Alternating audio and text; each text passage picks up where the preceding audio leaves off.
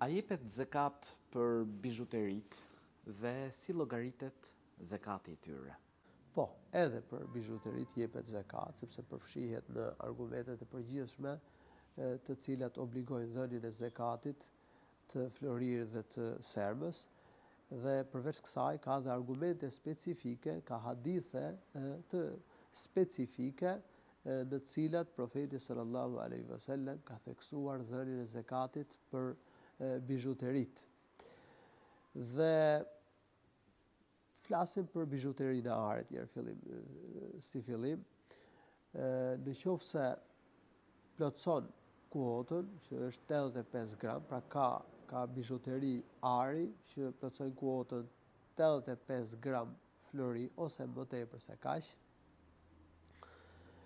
e ka detyrë që t'jap zekatin për këtë bijuteri. E në qoftë se ka më pak se kaq, nuk e ka detyrë që t'jap zekatin e kësaj bijuterie. Dhe siç e sqarova pak më përpara, do t'jepet 2.5%, do t'i jepet të varfrit.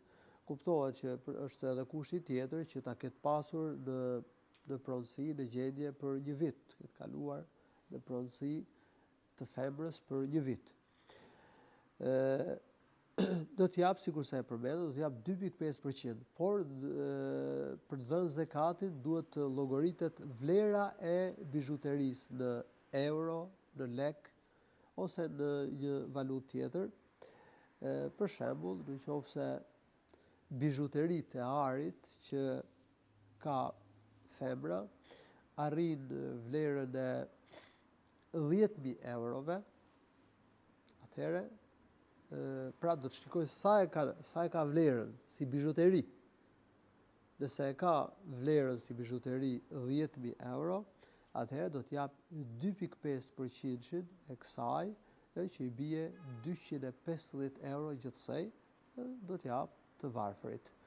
Në lidhje me bijuterinë e sermës, përsëri themi që nëse ka 595 gram serm, ose më tepër se kaq, se kjo është kuota e sermës, dhe e ka pasur në gjendje për një vit, ka pasur në pronësi për një vit, e ka detyrë që t'i jap zekatin, do t'i jap 2.5% të kësaj, për shembull, nëse por do ta llogarisë sipas vlerës që ka, pra do të llogarisë vlerën e bijuterisë së sermës, sa i bie, nëse për shembull vlera e bijuterisë së sermës, së argjendit që ka arrin 1.000 euro, atëherë i bie që të jap 2.5% të kësaj shume, që është 25 euro.